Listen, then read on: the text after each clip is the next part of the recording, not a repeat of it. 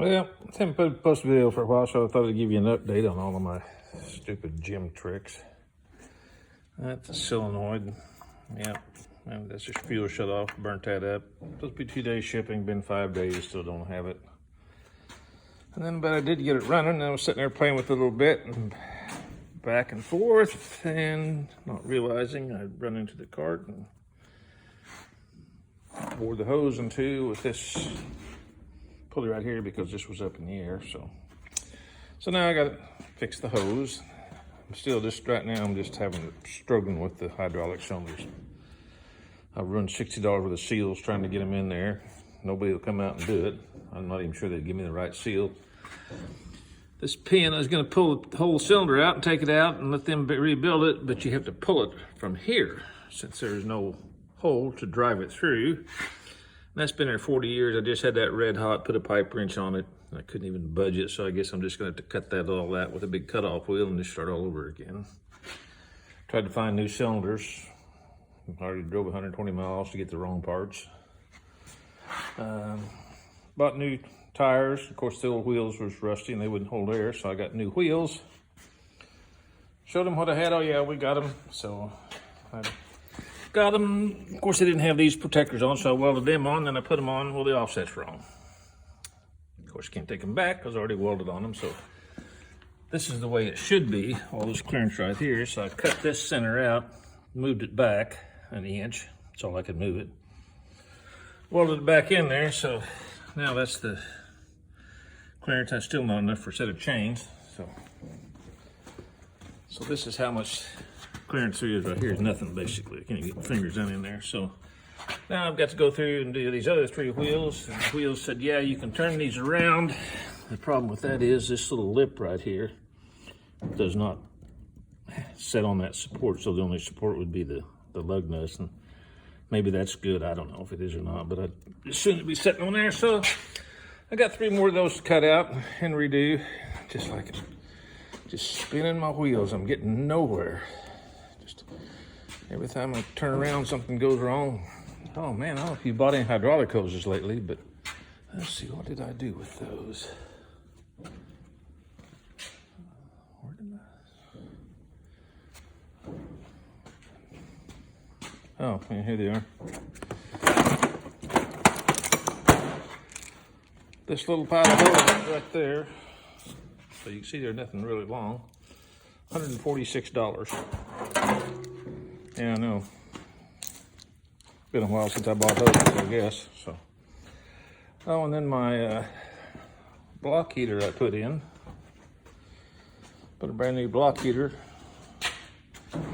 Goes in right there. Well, it was no good. Wouldn't work. So I had to drain the antifreeze, take it out. Call the company. Well, we'll just refund you the money. We don't have any more of them. So put the plug back in. So now when I get one that works, I got to drain the antifreeze again and do that all over. So I don't know. I'm starting to get frustrated. Just can't get anything to work. You buy stuff and it doesn't work. I don't know. Maybe I just need to take a break and go for a road trip or something.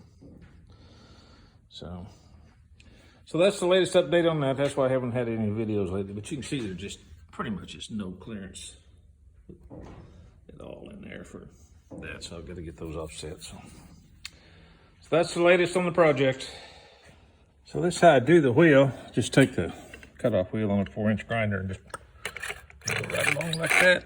Cut the weld. It actually takes longer to grind the old welds off than it does to cut those. So I'll grind these off, clear the paint off, and then scoot it back as far as I can right there. I've got a measurement that I come off the edge of the rim with. So get that ground off and back on, weld it again, and paint them up, let them dry. That's how I change that. So there it is, all welded up. Let it cool off here for just a little bit, and then I'll paint it and start on the next one. Got to do this while the sun's shining, so it's warm. Paint will kind of halfway dry. Kind of gonna get a little bit cooler the rest of the week. Too cool for painting anyway. So I can work on the cylinders then. So here's a little trick I learned on the last wheel. Is I just take my cutoff wheel, see that, and just actually cut that weld off in one piece, and then when you're done, you just got a little bit of dress up right there, and that's my hot spark deflector right there, because it follows them right around the wheel, comes up and right down your neck, so that stops most of them. So yeah, that's a little trick. I wish I learned that on all the others. That was the worst part, was grinding them off. So yeah, I'll just take the cutoff wheel, let's see where my finger is, and just run right along where the edge of the weld is, cut it off, and then when it falls off, you're pretty much done. So that'll knock about 30 minutes off of this one. Yeah, got all the tires and wheels done. You can see it got a lot more clearance now. I think that's even a little bit more than what I had from the original factory tires.